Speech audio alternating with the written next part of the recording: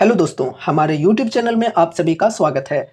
तो दोस्तों, आज after market closing Cochin shipyard की Q1 रिजल्ट्स आउट हो चुकी हैं। तो अभी हम इनके रिजल्ट्स के ऊपर डिस्कशन करने वाले हैं और देखने वाले हैं कि Q1 में कंपनी का परफॉर्मेंस कैसा रहा है, कंपनी के सेल्स एंड प्रॉफिट्स वगैरह किस प्रकार से बढ़े हैं या फिर घटे हैं, एंड मार्केट एस्टिमेट्स को कंपनी बीट कर पाई है या नहीं, सब कुछ डिस्कस करेंगे। बस वीडियो के साथ एंड तक बने रहना। तो यहाँ पर हम आ जाते हैं कंसोलिडेटेड रिजल्ट्स के अंदर।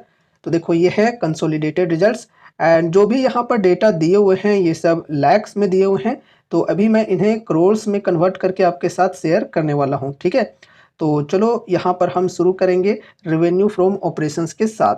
तो यहाँ पर अगर हम रेवेन्यू फ्रॉम ऑपरेशन की बात करें तो इस बार जो रेवेन्यू आई है कंपनी की टोटल 771 करोड़ की आई है। अगर हम पिछले क्वार्टर की बात करें तो 1286 करोड़ की थी। तो देखा जाए तो क्वार्टर ऑन क्वार्टर बेसिस पे रेवेन्यू के सेगमेंट में बहुत ही ज़्यादा डिक्लाइन देखने को मिला है। अगर हम ईयर ऑन ईयर बेसिस पे बात करें तो पिछले फाइनेंशियल ईयर के Q1 में जो कंपनी की टोटल रेवेन्यू थी वो थी 475 करोड़ की, जो कि इस बार बढ़कर 771 करोड़ पर पहुंच गई है। तो ईयर ऑन ईयर बेसिस पे देखें तो रेवेन्यू बहुत ही बढ़िया तरीके से बढ़ी है। परसेंटेज वाइज बात किया जाए तो 62% ईयर ऑन ईयर बेसिस पे हमें ग्रोथ देखने को मिल रहा है रेवेन्यू के सेगमेंट में। क्वार्टर ऑन क्वार्टर बेसिस पे अगर हम बात करें तो 40% के अप्रॉक्स डिक्लाइन हमें देखने को मिला है, ठीक है। चलो आगे बढ़ते हैं, टोटल इनकम को डिस्कस करते हैं। देखो, रेवेन्यू फ्रॉम ऑपरेशंस और अदर इनकम इन दोनों को जोड़ दिया जाए तो हो जाता है टोटल इनकम। टोटल इनकम की बात की जाए तो इस बार कंपनी की टोटल इनकम हुई है 855 करोड़ की। पिछले बार की बात करें तो 1366 करोड़ की हुई थी। तो देख सकते हो यहाँ पर भी क्वार्टर ऑन क्वार्टर बेसिस पे डिक्लाइन हमें देखने को मिल रहे हैं काफ़ी ज़्यादा। अगर यहाँ पर हम ईयर ऑन ईयर बेसिस पे बात करें तो पिछले फाइनेंशियल ईयर के Q1 में टोटल इनकम कंपनी की हुई थी 559 करोड़ की, जो कि इस बार बढ़कर 855 करोड़ पर पहुंच चुकी है। तो ईयर ऑन ईयर बेसिस पे बढ़िया तरीके से इनकम भी कंपनी के बढ़े हैं। अब चलो आगे बढ़ते हैं, टोटल एक्सपेंसेज को डिस्कस करते हैं। टोटल एक्सपेंसेज की यहाँ पर हम बात करें तो टोटल एक्सपेंसेज हुई है कंपनी की इस बार 619 करोड़ की। पिछले बार की बात करें तो 1023 करोड़ की हुई थी। तो देखा जाए तो एक्सपेंसेज भी यहाँ पर हमें घटते हुए देखने को मिल रहे हैं। तो जाहिर सी बात है, इनकम घटे हैं तो एक्सपेंसेज यानी कि खर्चे भी घट सकते हैं।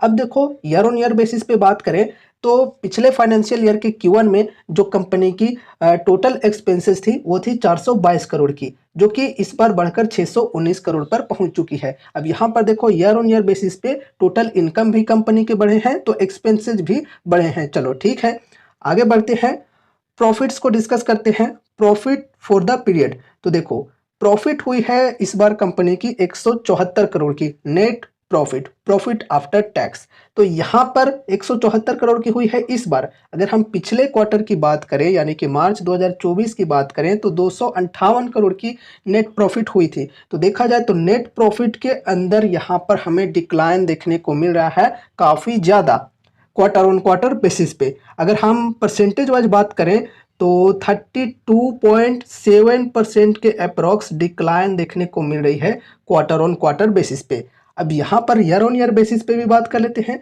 तो देखो, पिछले साल के Q1 में कंपनी की नेट प्रॉफिट आई थी 98 करोड़ की, जो कि इस बार बढ़कर 174 करोड़ तक पहुंच गई है। देखा जाए तो ईयर ऑन ईयर बेसिस पे बहुत ही बढ़िया तरीके से कंपनी के नेट प्रॉफिट्स भी बढ़े हैं, बहुत ही बेहतरीन है। परसेंटेज वाइज अगर यहाँ पर हम बात करें तो approx 76.6% year on year basis पे ग्रोथ देखने को मिल रही है नेट प्रॉफिट्स के अंदर, बहुत ही बढ़िया है। अब चलो लास्ट यहाँ पर हम ईपीएस को डिस्कस करते हैं, ठीक है। तो देखो, उसी प्रकार से यहाँ पर ईपीएस के अंदर भी हमें देखने को मिलेगा क्वार्टर ऑन क्वार्टर बेसिस पे डिक्लाइन हुई है 9.84 रुपीज़ से घटकर 6.62 रुपीज़ पर आ चुकी है। फिर यहाँ per year on year basis पे बात करें तो देखो बढ़ते हुए देखने को मिल रहे हैं बढ़िया तरीके से, 3.75 रुपीज़ से बढ़कर 6.62 रुपीज़ पर पहुँच चुकी है। तो ओवरऑल यहाँ पर रिजल्ट्स की बात करें तो रिजल्ट्स बढ़िया है, ईयर ऑन ईयर बेसिस पे बढ़िया है, क्वार्टर ऑन क्वार्टर बेसिस पे हमें डिक्लाइन देखने को मिल रही है अच्छी खासी। लेकिन as a long term investor हमारे लिए क्वार्टर ऑन क्वार्टर से ज़्यादा इंपॉर्टेंट ईयर ऑन ईयर की डेटा होती है। तो उस हिसाब से देखा जाए तो रिजल्ट्स काफ़ी बेहतरीन है।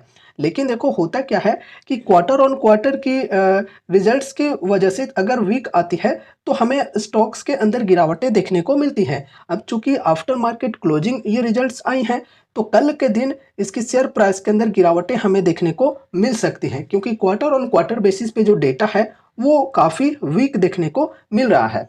अब मार्केट एस्टिमेट्स की बात करें तो मार्केट एस्टिमेट्स में ब्लूमबर्ग एस्टिमेट्स की डेटा तो अवेलेबल नहीं है। हालांकि हमने कुछ टाइम पहले मार्केट एस्टिमेट्स के अंदर एक ब्रोकरेज फर्म की एस्टिमेट्स को डिस्कस किया था जिसका नाम है एंटिक ब्रोकिंग। तो एंटिक ब्रोकिंग के तरफ से यहाँ पर एक्सपेक्टेशंस दिए गए थे इनकी रिजल्ट्स को लेकर कि जो रेवेन्यू है ये 1012 करोड़ तक आ सकती है एंड जो नेट प्रॉफिट्स हैं ये 162 करोड़ तक आ सकते हैं। अब देखो किस प्रकार से रिजल्ट्स आए हैं। नेट प्रॉफिट्स के अंदर बात करें तो नेट प्रॉफिट्स के अंदर कंपनी ने एक्सपेक्टेशन को बीट की है।